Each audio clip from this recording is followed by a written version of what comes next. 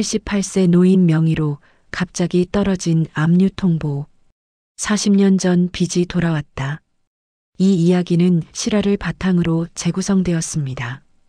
구독과 좋아요, 알림 설정은 사랑입니다. 성북구 장수마을 뒤편 1970년대에 지어진 단독주택 앞마당은 낙엽이 소복이 깔려 있었습니다.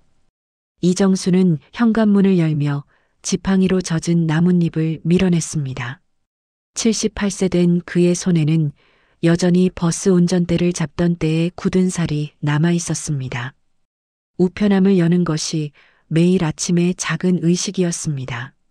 신문과 우유 배달 안내, 가끔 보험 광고지들이 들어있는 곳이었지요. 오늘도 평소처럼 손을 집어넣었는데 손가락이 딱딱한 봉투에 닿았습니다. 흰색 봉투였습니다. 손으로 집어 올려보니 글자가 검게 인쇄되어 있었습니다. 채권관리센터 정수는 그 글씨를 읽는 순간 가슴 한켠이 철컥 내려앉는 것을 느꼈습니다. 서툰 손가락으로 봉투를 뜯었습니다. 종이는 생각보다 뻣뻣했고 글자들은 마치 법원 판결문처럼 보였습니다. 미납 100만 원, 주택 담보 압류 예정. 정수는 한 글자씩 읽어 내려가면서 숨이 얕아지는 것을 느꼈습니다. 그것은 40년 전의 일이었습니다.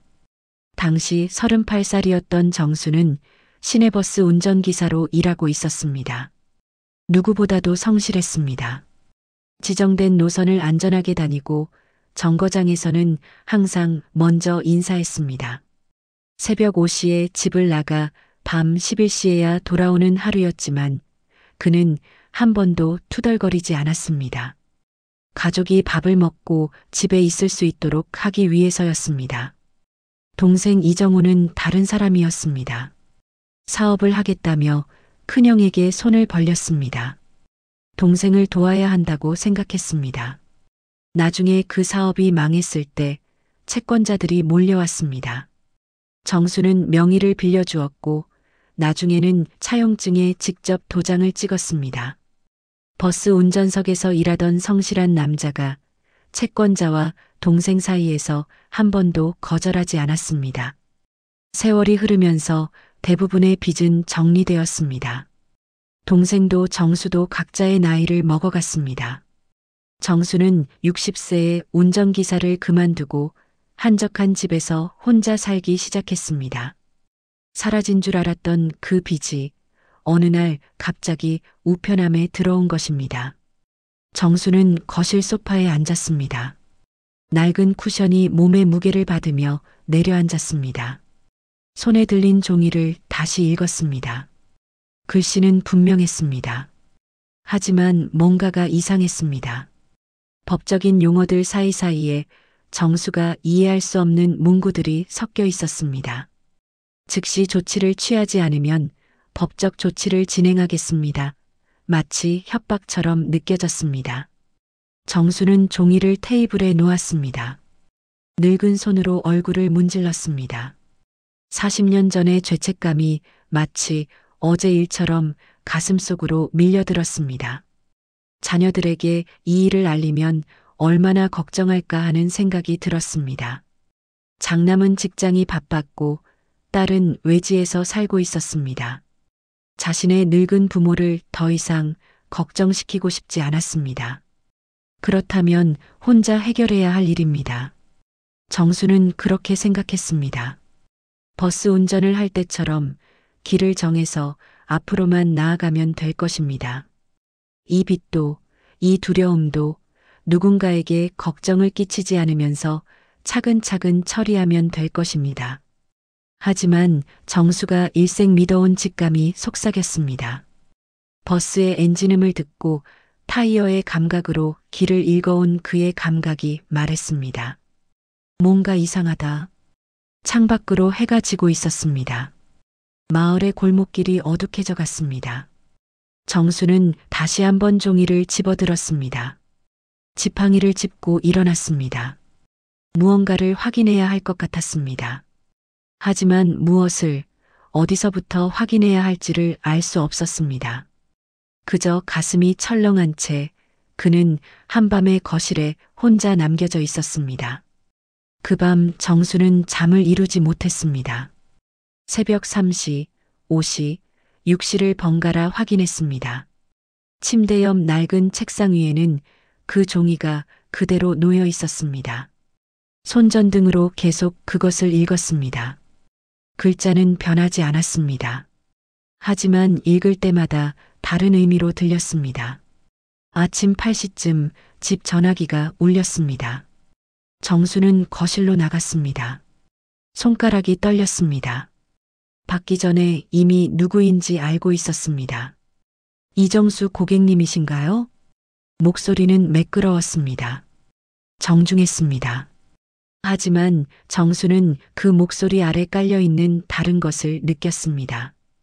버스 운전을 40년 하면서 수만 명의 승객들을 만난 정수입니다. 사람의 목소리 톤으로 마음을 읽는 법을 배웠습니다. 네, 맞습니다. 저희는 채권관리센터입니다. 어제 독촉장을 발송했는데 받으셨을 것 같습니다. 지금 선생님 명의로 된 미납 채무가 있어요. 압류 절차를 시작해야 하는 상황인데 정수는 소파 팔걸이에 기대 앉았습니다. 그게 정확히 뭔데요? 40년 전에 대출받으신 자금인데요. 채무자가 추적이 안 되셔서 보증인인 선생님을 찾은 겁니다. 미납액이 10,000원입니다. 이거 지금 안 내시면 바로 주택 압류 들어갑니다. 연금도 차압됩니다. 심각한 상황이에요. 정수는 숨을 고르려고 했습니다. 가슴이 철렁했습니다. 언제까지요? 빠를수록 좋습니다. 근데 일단 작은 액수부터 시작해 봅시다. 5만 원만 지금 계좌로 입금하시면 어떨까요? 그럼 절차를 좀 미뤘다는 의미가 되거든요.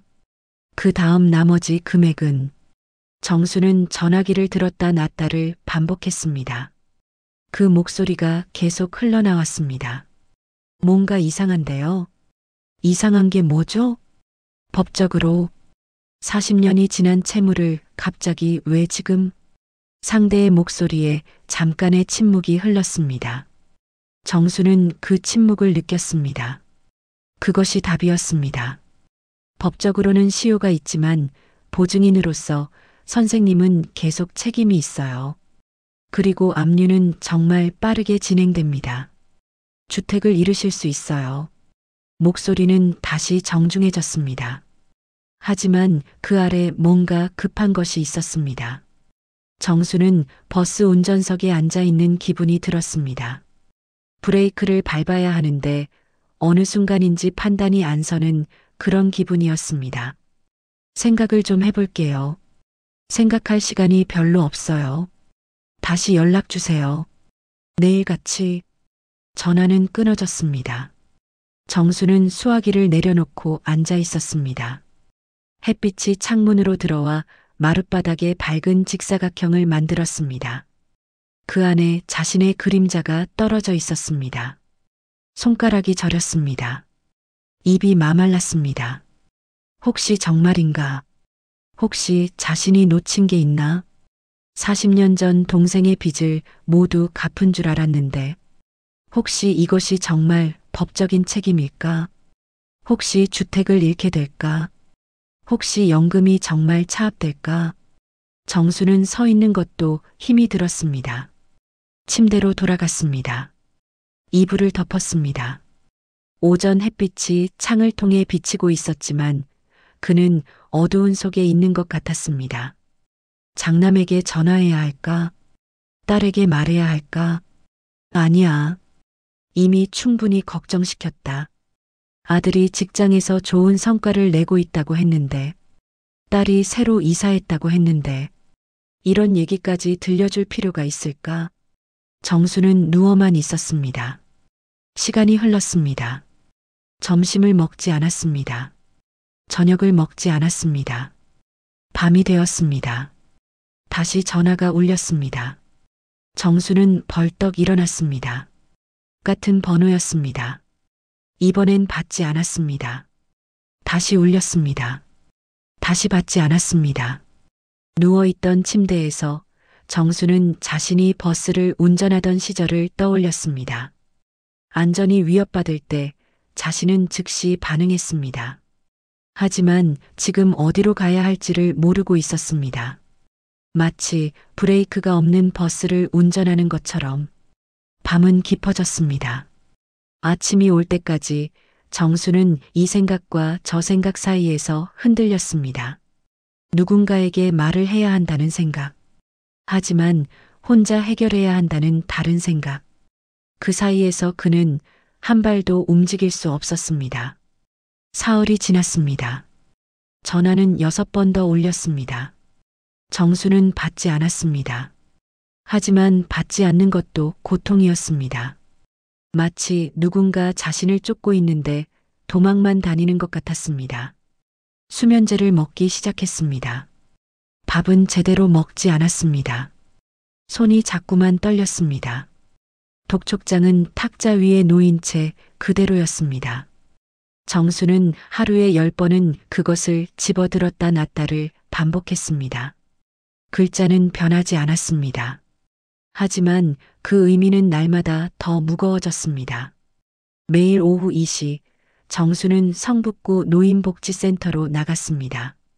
이곳에서 열리는 글씨 쓰기 교실이 유일한 일과였습니다. 손으로 쓰는 한글 글자들이 마음을 조금씩 진정시켜 주었습니다. 하지만 이번 주는 달랐습니다. 교실 입구의 게시판에 새로운 안내문이 붙어 있었습니다. 무료 법률 상담. 매주 화요일 오전 10시. 상담사 김영미 변호사. 정수는 그 글을 읽고 멈췄습니다. 손이 안내문 쪽으로 천천히 올라갔습니다.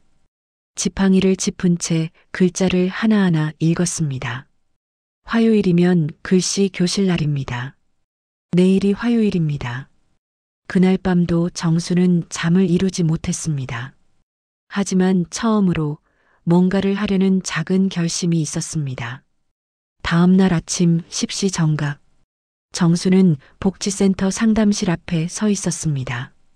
낡은 문을 밀고 들어갔습니다. 밝은 창문 쪽에 책상이 놓여 있었습니다. 그 뒤에 65세쯤 되는 여성이 앉아 있었습니다. 김영미였습니다. 그녀의 얼굴은 단호했지만 무섭지 않았습니다. 안녕하세요. 어떤 일로 오셨나요? 정수는 주머니에서 독촉장과 전화 통화 기록을 꺼냈습니다. 손가락이 떨렸습니다. 손에 들린 종이는 축축했습니다.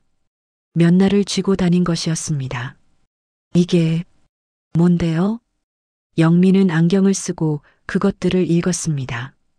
표정이 조용해졌습니다. 그리고 천천히 얼굴을 들었습니다.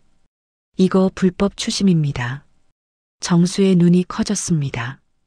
뭐라고요? 불법 추심이에요. 40년이 지난 채무라면 시효가 끝났거든요. 법적으로 더는 청구할 수 없어요. 그리고 연금은요.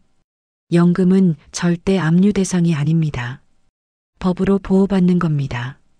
정수는 의자에 깊숙이 앉았습니다. 가슴이 철렁했습니다. 하지만 이번엔 두려움이 아니었습니다. 다른 감정이었습니다. 마치 오래 어두운 통로를 걸어오다가 갑자기 빛이 보이는 기분이었습니다. 주택도요? 주택도 차압 대상이 아니에요. 이건 사기 행위입니다. 아무리 위협해도 법적 근거가 없는 거죠. 정수의 손가락이 덜덜 떨렸습니다. 영미는 자신의 책상에서 노트를 꺼냈습니다. 깔끔한 손글씨로 뭔가를 적기 시작했습니다. 다음에 전화 오면 이렇게 말하세요. 법적 채권 관계의 증빙 서류를 보내달라. 내 연금은 법적으로 보호받는다. 이 정도면 됩니다. 정수는 그 노트를 보며 다시 한번 읽었습니다. 글씨가 또렷했습니다. 마치 새로운 길을 그려주는 지도 같았습니다. 왜 제게 전화를 한 거예요? 저희가 이런 불법 추심 조직들을 따라다니고 있어요. 고령층을 타겟으로 하거든요. 선생님 같은 분들이 신고를 해야 합니다. 정수는 천천히 고개를 들었습니다. 복지센터의 창문으로 햇빛이 들어왔습니다.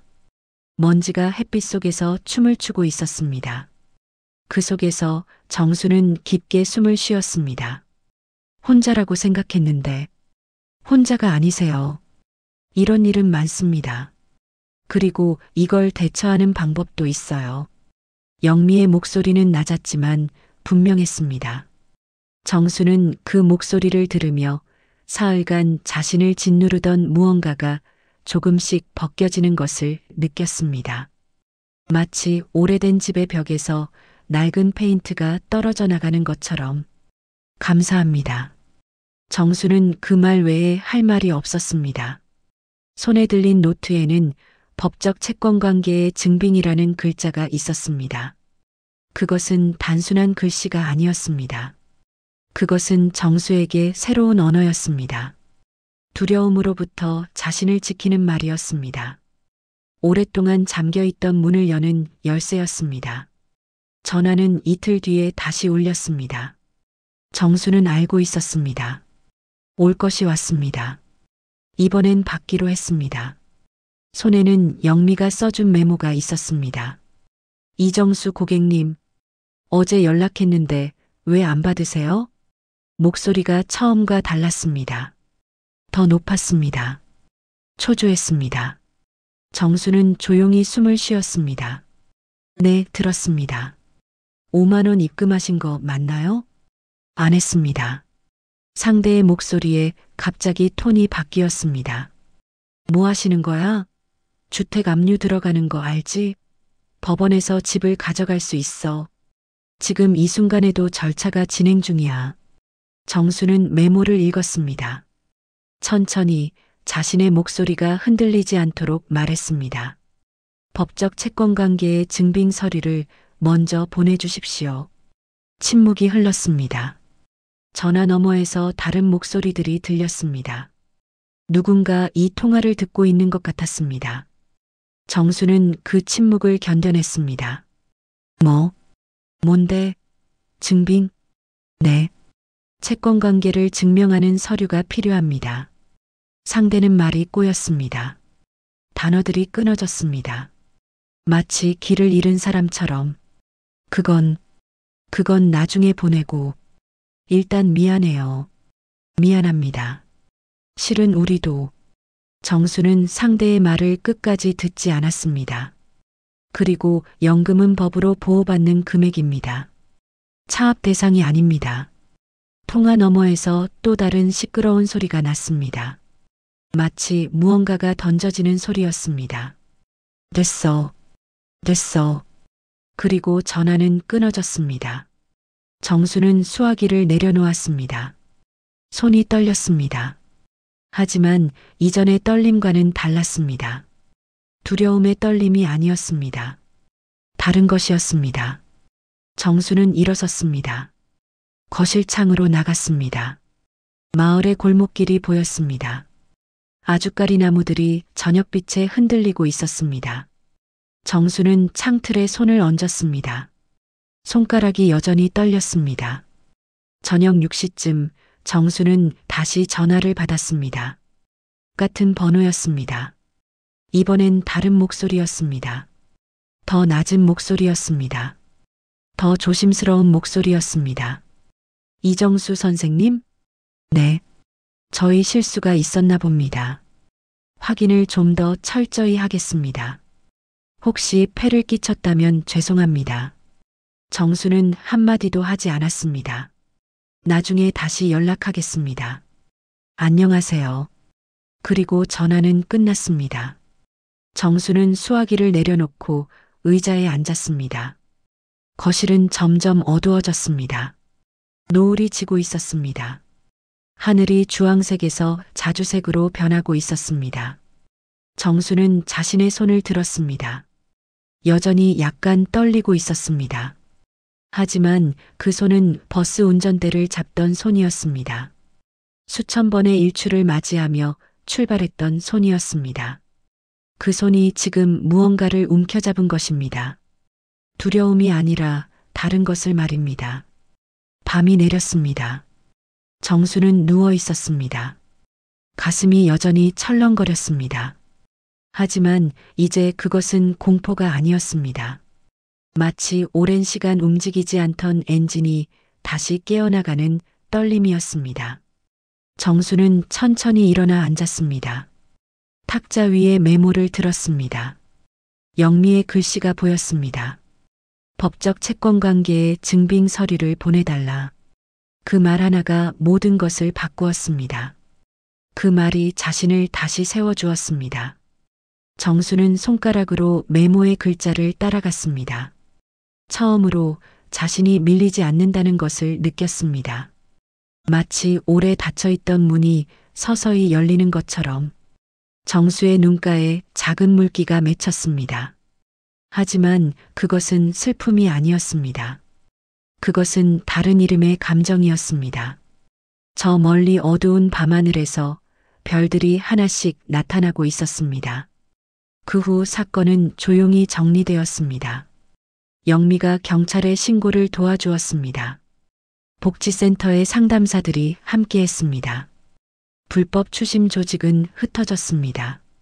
우편함에는 더 이상 독촉장이 들어오지 않았습니다. 정수는 더 이상 전화를 두려워하지 않았습니다. 겨울이 되었습니다. 마을에 눈이 소복이 내렸습니다. 정수는 장남에게 전화를 걸었습니다. 딸에게도 전화를 걸었습니다. 40년을 미뤄온 말을 했습니다.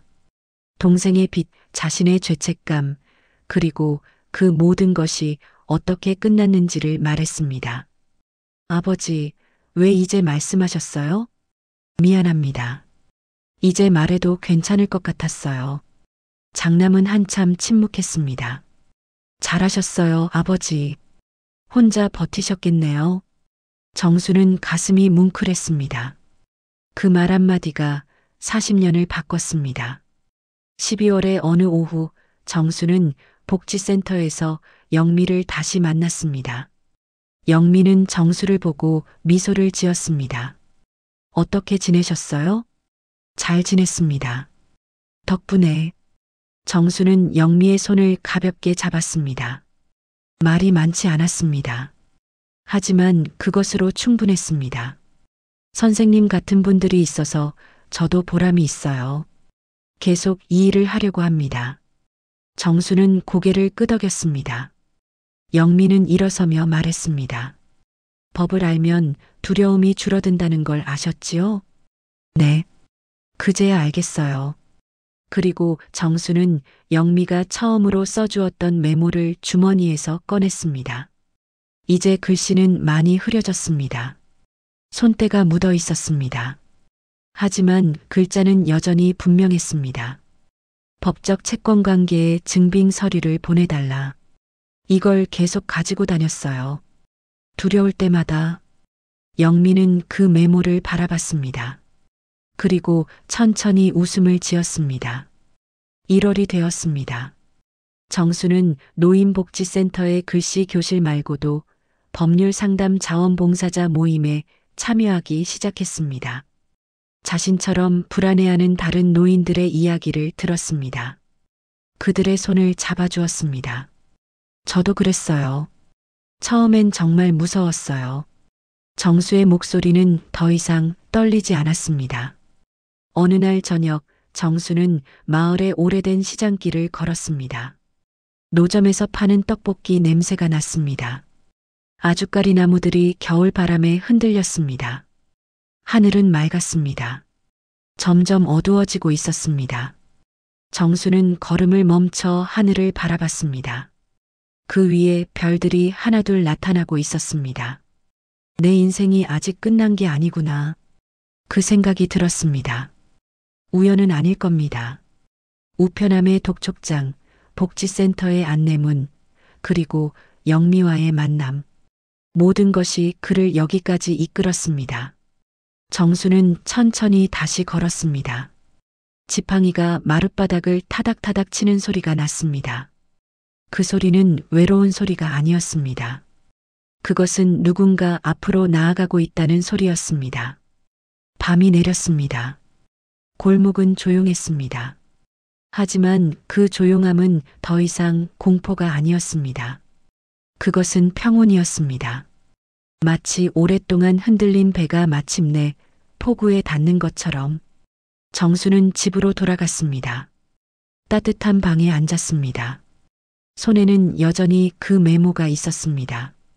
그는 천천히 그것을 정리함 속에 넣었습니다. 이제는 꺼내지 않아도 될 것 같았습니다. 그 말들이 이미 자신의 몸에 배어 있으니까요. 창밖으로 마을의 밤이 조용히 내려앉고 있었습니다. 그 안에서 누군가의 전등이 켜졌다가 꺼졌습니다. 누군가의 밤이 시작되고 있었습니다. 정수의 밤도 그렇게 다시 시작되고 있었습니다.